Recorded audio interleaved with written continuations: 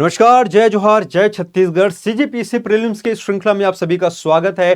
क्योंकि प्रीलिम्स अगर क्रैक करना है तो पीवाईक्यू तो करना ही पड़ेगा। चलिए तो आइए फटाक से क्वेश्चन देख लेते हैं। क्वेश्चन क्या बोलता है कि समुद्र से दूरी बढ़ने पर उष्णकटिबंधीय चक्रवात का बल कम हो जाता है। मतलब जैसे जैसे आप समुद्र से दूर जाओगे तो इसका पावर क्या हो जाएगा, कम हो जाएगा। दूसरा बोलना चाह रहा है कि भाई उष्णकटिबंधीय चक्रवात को ऊर्जा समुद्र सतह से प्राप्त जलवाष्प की संघनन क्रिया में छोड़ी गई गुप्त ऊष्मा से मिलती है, जो कि समुद्र सतह से दूर जाने पर कम हो जाती है। मतलब ये बोलना चाह रहा है कि भाई पहला कथन सही है और दूसरा भी सही है और यही उसका कारण है। फिर बोलता है कि भाई पहला सही है दूसरा सही है, लेकिन वो उसका कारण नहीं है। फिर बोलता है कि पहला सही है दूसरा गलत है। फिर बोलता है कि पहला गलत है और दूसरा सही है। आइए इसका पोस्टमार्टम करते हैं। तो सबसे पहले आप तो समझ लो भाई कि समुद्र सतह से जैसे जैसे वो दूर चला जाएगा, या ये कहते हैं जैसे मान लेते हैं यहां पर कोई साइक्लोन बन रहा है, कोई उष्णकटिबंधीय चक्रवात बन रहा है। अब मैंने उल्टा क्यों घुमाया, क्योंकि याद रखना उत्तरी गोलार्ध में आने वाले सभी उष्णकटिबंधीय तूफान कैसे होते हैं, घड़ी की सुई की विपरीत दिशा में होंगे। वहीं दक्षिणी गोलार्ध में आने वाले कैसे रहते हैं, वो घड़ी की सुई की दिशा में होते हैं। मतलब ये ऐसे चलते हैं, नीचे वाले लोग और ऊपर वाले लोग ऐसे चलेंगे, कहीं पर भी आए। तो चलिए क्वेश्चन जो है इसकी बात करते हैं। भाई जैसे जैसे दूर जाएगा ना, ये यहां से दूर चला जाएगा, तटों के पास जैसे जैसे जाएगा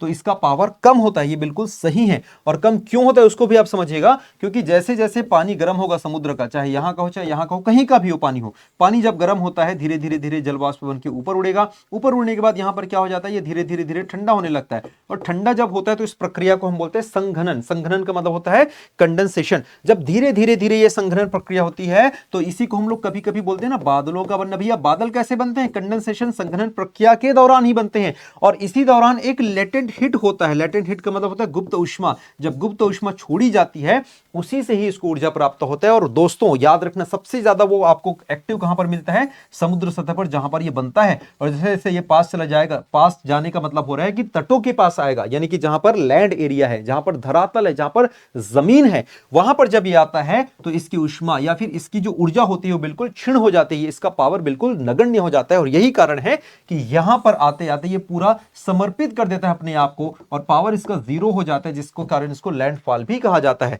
इसीलिए आप लोग याद रखना कि जो प्रश्न आपको पूछा गया था कि पहला कथन सही है दूसरा भी सही है और ये इसकी व्याख्या करता है, इसीलिए आपका ऑप्शन नंबर ए हो जाएगा यहां पर राइट आंसर। तो ऐसे ही आपको और प्रश्नों की श्रृंखला देखने को मिलेगी। यदि अच्छा लगा तो आप कमेंट करके जरूर बताइए कि हां जी सर, ऐसे ही आप लेकर आते रहिए। सीजीपीएससी प्रीलिम्स में जितने भी प्रश्न आए हैं ज्योग्राफी, हिस्ट्री, पॉलिटी, इकोनॉमी के, सबको हम यहां पे करने वाले हैं। बने रहें। जय जोहार, जय छत्तीसगढ़। और यस, नए होंगे तो हमारे चैनल को सब्सक्राइब करना भूलना नहीं है। जय हिंद।